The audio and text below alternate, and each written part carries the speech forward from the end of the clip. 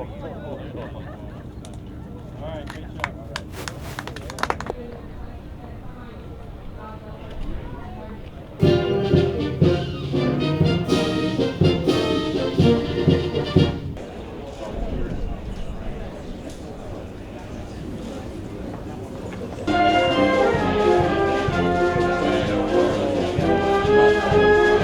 Groundbreaking ceremony. My name is Staff Sergeant Angela Kinney, and I am proud to serve as your Master of Ceremonies for this afternoon. Today we will reinforce our commitment as an Army and as a nation to continue to expand how we take care of our soldiers. The Fort Hood Intrepid Spirit Center will be an important part of the programs, services, and tools we use to provide quality care to service members and wounded warriors. These wounds are serious, they last a long time, and they require an enormous amount of care.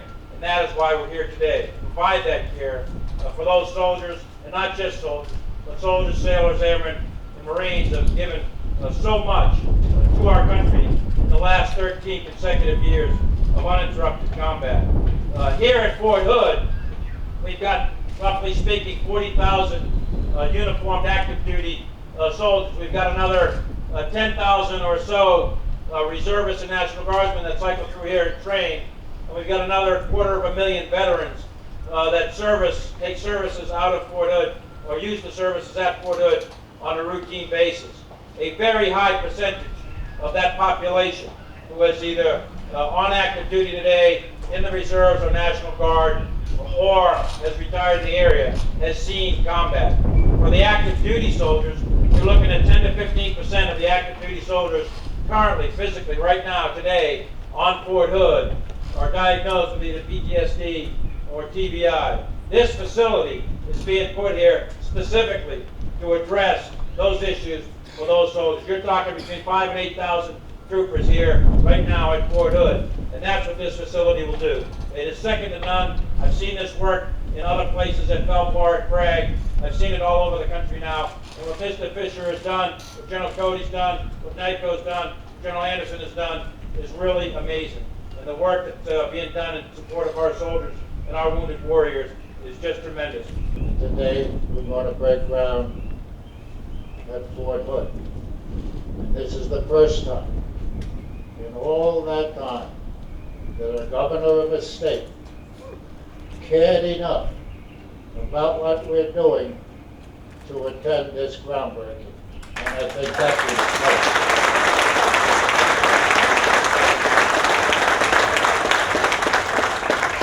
To begin, I would like to tell you that 100% of every dollar received from the American citizens goes towards the building of this facility.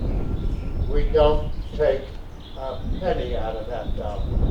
The board picks up all the administration costs. So you should know every dollar that we get gets put in the facility. The two facilities that are working now at Fort Belvoir and at Camp Lejeune are doing incredible things. NICO in Bethesda, I just read the booklet for the year. They're doing incredible things there too. This is a joint adventure between the government and the American people. But understand that not one penny of government money goes into these facilities.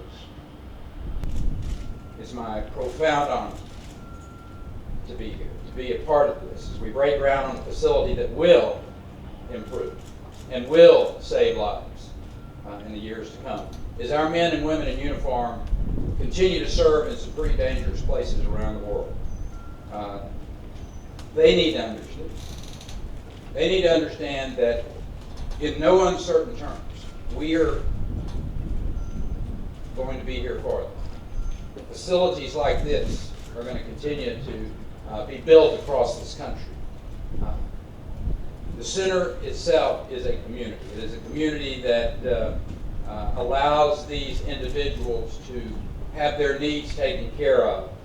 And frankly, that we as a country are rushing to meet. That's always been the Texas way, General, and part of our ongoing tradition of helping neighbor. So this is pretty average work actually for this state. And Arnold, I want to say thank you for being a part of this, and everyone in your organization, your sons, your family. This is a vital mission that we have undertaken. And you, sir, I want to say again thank you for being as urgent about it, as being profound, as being so candid. In Texas, we enjoy a very special bond with the men and women of our military. Whether you were born here, or Sergeant Kenny, you got here as soon as you could and made it your home over these last 10 years. We take great pride in all of them. We share the joy of their victories. We're part of the depth of their pain when it occurs. We care for each of them as members of our extended Texas family.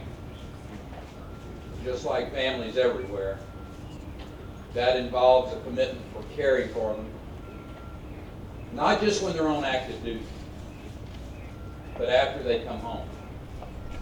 This facility will certainly play a large part in our meeting our obligation for our nation's heroes.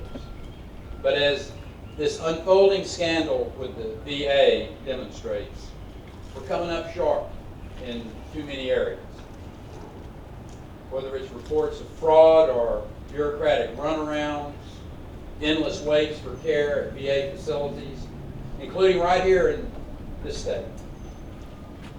That is just unacceptable.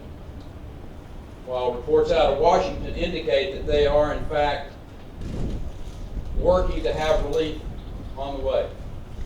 In Texas, we're taking some steps to provide what assistance we can until this crisis is addressed. To start off, we're expanding our Texas Veterans Hotline with staffers who are trained to deal with the VA. These staffers will serve as guides to the all too confusing and all too complicated VA bureaucracy. We're going to help veterans understand their health care benefits and options. For the most urgent cases, these staffers will connect veterans to the Texas Veterans Healthcare Strike Force. These are individuals who work directly with the VA to help veterans get the answers and the care that they need and they deserve. There's an 800 number, 1-800-252-VETS, 1-800-252-VETS. Now, secondly, we've reached out to a number of hospitals, public and private hospitals, and healthcare networks, including Baylor Scott & White, Houston Methodist, Christus Hospital, University of North Texas Health Science Center, and the University of Texas System. These institutions are willing to work with the VA to expand the number of treatment options for veterans waiting in line. With VA approval, the providers can begin treating veterans until this crisis is resolved. It's going to open the door for numerous new options for our veterans to receive care. I sent a letter to the acting VA director, Mr. Sloan Gibson, and we outlined this plan to him. There is certainly a permanent fix for this problem. It needs to be implemented, and it needs to be implemented quickly.